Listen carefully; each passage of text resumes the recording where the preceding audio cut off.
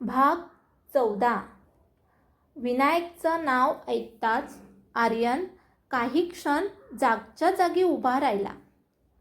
त्याच्या डोळ्यासमोर विनायकसोबतच्या जुन्या आठवणी येऊ लागल्या, ज्याच्यावर त्याच्या वडिलांनी विश्वास ठेवला, ज्याला घरातील प्रत्येक रहस्य माहिती होतं. तोच जर या सगळ्या कटामागे असेल तर इतकी वर्ष आपण कोणावर विश्वास ठेवत होतो? अन्वीने आर्यनचा हात पकडला. आर्यन, तू ठीक आहेस ना? आर्यनने तिच्याकडे पाहिले. मला फक्त एकच गोष्ट माहिती आहे. आता कुणावरही डोळे बंद करून विश्वास ठेवायचा नाही. अभय म्हणाला, विनायकला कमी लेखू नका. तो माधवपेक्षा जास्त धोकादायक आहे. आर्यनने विचारलं, पण तो बाबांचा मित्र होता. अभय हळू आवाजात म्हणाला, म्हणूनच तो एवढा धोकादायक आहे. त्याला आपल्या कुटुंबाची प्रत्येक कमजोरी माहिती आहे. मृणालने टेबलवरचे पत्र पुन्हा उचलले. इथे अजून काही लिहिलं आहे. तिने शेवटच्या पानाकडे पाहिलं. तिथे एक पत्ता लिहिला होता. आर्यनने तो पत्ता पाहताच त्याला धक्का बसला. हा पत्ता मला माहिती आहे. अन्वीने विचारलं, कुठला? आर्यन म्हणाला, बाबांचं जुनं ऑफिस. अभयने लगेच सांगितलं, मग आपल्याला तिथे जावं लागेल. रोहनने विचारलं, पण तिथे काय मिळणार? आर्यन म्हणाला, कदाचित माझ्या बाबांनी विनायकविषयी ठेवलेला पुरावा. सगळे जुन्या ऑफिसकडे निघाले. रस्ता शांत होता. अन्वी आर्यनच्या शेजारी बसली होती. ती काही बोलत नव्हती. आर्यनने तिच्याकडे पाहिलं. काय झालं? माझ्या आईबद्दल जे कळलं त्याचा विचार करते. आर्यनने तिचा हात धरला. तुझी आई कोण होती यापेक्षा तिने तुला किती प्रेम दिलं हे महत्त्वाचं आहे. अन्वीच्या डोळ्यात पाणी आलं. आणि तू माझ्यासोबत राहशील ना? माझ्या आयुष्यात कितीही रहस्य निघाली तरी आर्यन हसला. तू माझ्या आयुष्यात आलीस त्या दिवसापासून मी तुला सोडण्याचा विचारही केला नाही. अन्वीने त्याच्या खांद्यावर डोकं ठेवलं. काही वेळाने गाडी जुन्या ऑफिससमोर थांबली. इमारत अनेक वर्षापासून बंद होती. आर्यनने खिशातून जुनी चावी काढली. दरवाजा उघडताच धुळीचा वास आला. आर्यन हळूहळू आत गेला. त्याच्या वडिलांची खुर्ची अजूनही तिथेच होती. त्याने त्या खुर्चीकडे पाहिलं आणि त्याच्या डोळ्यात अश्रू आले. बाबा इथेच बसायचे.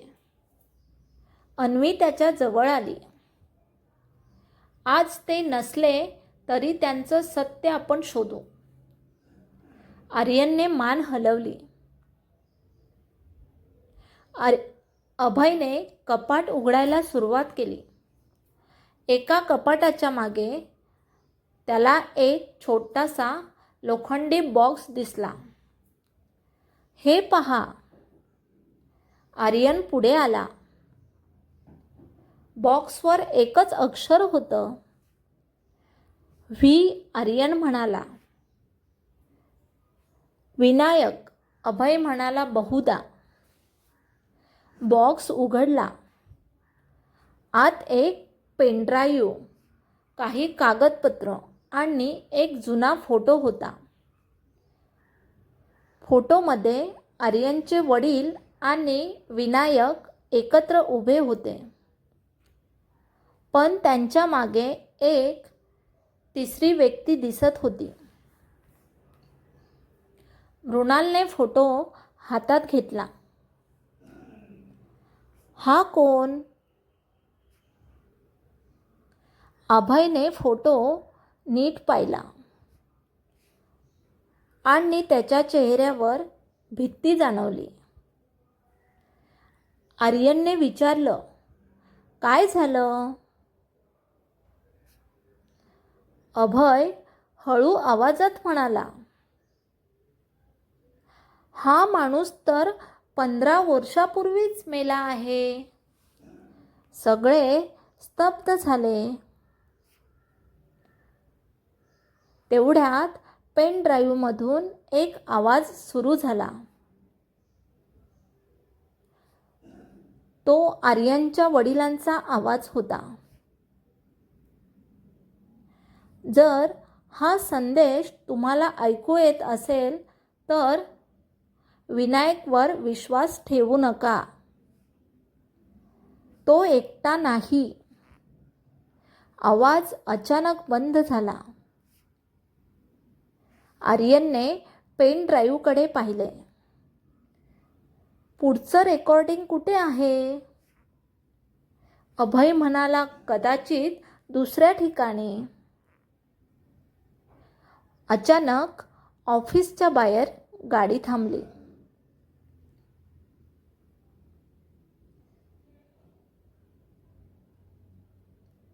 अचानक ऑफिसच्या बाहेर गाडी थांबण्याचा आवाज आला. सगळे शांत झाले. आर्यनने खिडकीतून बाहेर पाहिलं. एक काळी गाडी उभी होती. गाडीचा दरवाजा उघडला. बाहेर एक व्यक्ती उतरली. आर्यनचा चेहरा बदलला. अन्वीने विचारलं, कोण आहे? आर्यनने हळू आवाजात सांगितलं, विनायक.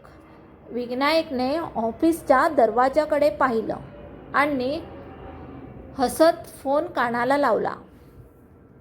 ते सगळे आत आहेत. पलीकडून आवाज आला, मग? आत्ता त्यांना बाहेर येऊ देऊ. आत्ता त्यांना बाहेर येऊ देऊ नकोस. विनायकने फोन ठेवला. आर्यनने अन्वीचा हात घट्ट पकडला. बाहेरून विनायकचा आवाज आला, आर्यन, मला माहिती आहे तू आत आहेस. बाहेर ये. तुझ्या वडिलांचे शेवटचे सत्य मला तुला सांगायचे आहे. आर्यन दाराकडे पाहत राहिला.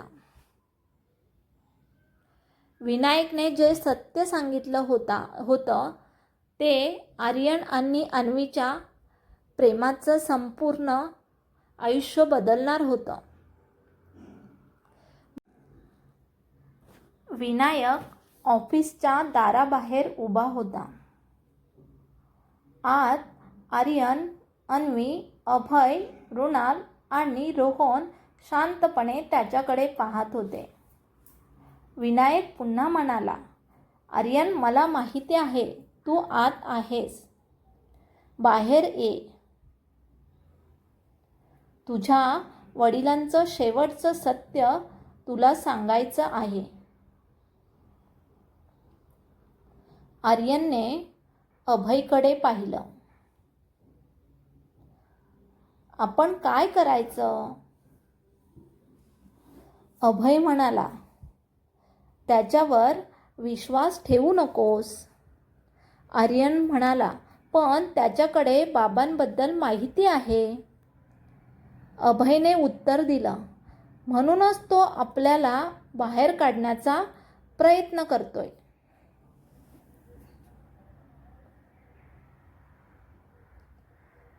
अन्वीने आर्यनचा हात धरला. तू बाहेर जाऊ नकोस. आर्यन म्हणाला, मी जाणार नाही. पण आपल्याला त्याच्याकडून सत्य काढून घ्यावं लागेल. मृणालने टेबलावर पडलेला पेन ड्राईव्ह हातात घेतला. यात अजून एक फाईल आहे. तिने ती उघडली. स्क्रीनवर एक तारीख दिसली. 15 वर्षापूर्वीची. रोहन म्हणाला, त्या दिवशी काय झालं होतं? अभय शांत झाला. आर्यनने त्याच्याकडे पाहिलं. तुला माहिती आहे ना? अभयने मान खाली घातली. हो. आर्यनचा आवाज कठोर झाला. मग सांग. अभय म्हणाला, त्या दिवशी तुझ्या वडिलांनी विनायकला त्याच्या ऑफिसमध्ये बोलावलं होतं. त्यांच्यात जोरदार वाद झाला. तुझ्या वडिलांना समजलं होतं की विनायक काही महत्त्वाची कागदपत्र माधवला देत आहे. आर्यनने विचारलं. मग बाबांनी त्याला पकडलं? अभय म्हणाला, हो. पण त्याच रात्री तुझ्या वडिलांचा अपघात झाला. अन्वीने विचारलं. अपघात? अभय म्हणाला, तो अपघात नव्हता. सगळे स्तब्ध झाले. तेवढ्यात बाहेरून विनायकचा आवाज आला. अभय, अजून किती खोटं बोलणार आहेस? अभयने दाराकडे पाहिले. विनायक म्हणाला, आर्यन, तुला खरं सत्य हवं असेल तर अभयला विचार. त्या रात्री तो कुठे होता?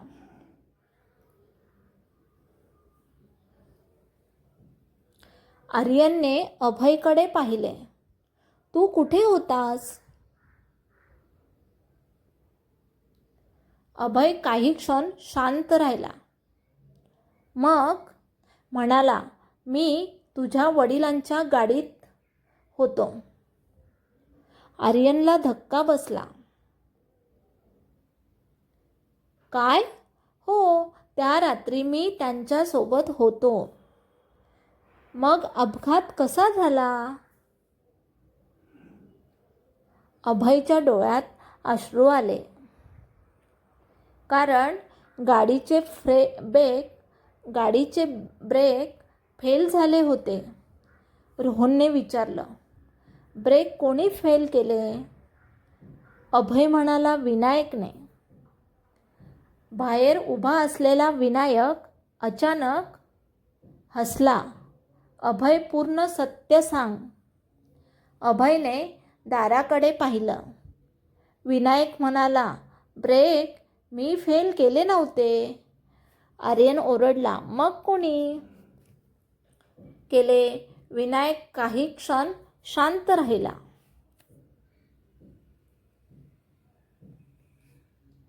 मग म्हणाला, तुझ्या वडिलांनी. स्वतः? सगळे थबकले. आर्यन म्हणाला, हे काय बोलतोस? विनायक म्हणाला, कारण त्यांना माहिती होतं की ते जिवंत राहिले तर तुमच्यापैकी एकाचा जीव जाईल. अन्वीने आर्यनकडे पाहिलं.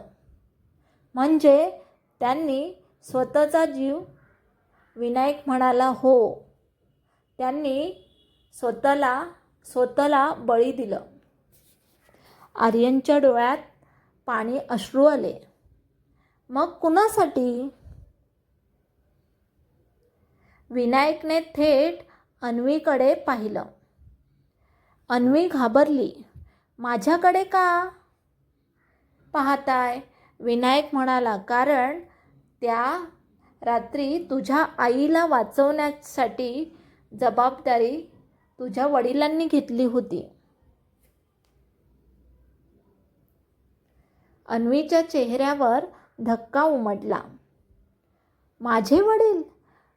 विनायक म्हणाला, हो. आणि तुझ्या जन्माचं खरं रहस्य अजून तुला माहिती नाही. आर्यन पुढे आला. माझ्या अन्वीला यापुढे काहीही लपवू नकोस. विनायक हसला. ठीक आहे, मग हे ऐक. त्याने खिशातून एक जुना फोटो काढला. फोटो आर्यनसमोर धरत तो म्हणाला, हा आहे अन्वीचा खरा वडील. अन्वीने फोटो पाहिला. तिच्या हातापायाखालची जमीन सरकली, कारण फोटोतील व्यक्ती आर्यनच्या वडिलांसोबत उभी होती आणि तिच्या चेहऱ्यावर एक अशी ओळखीची खूण होती जी अन्वीने स्वतःच्या चेहऱ्यावर लहानपणापासून पाहिली होती.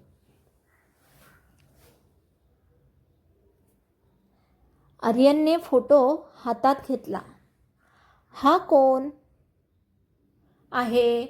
विनायक म्हणाला, तुझ्या वडिलांचा सर्वात मोठा शत्रू आणि अन्वीचा खरा वडील. पुढचा भाग पाहण्यासाठी चॅनेलला सबस्क्राईब करा.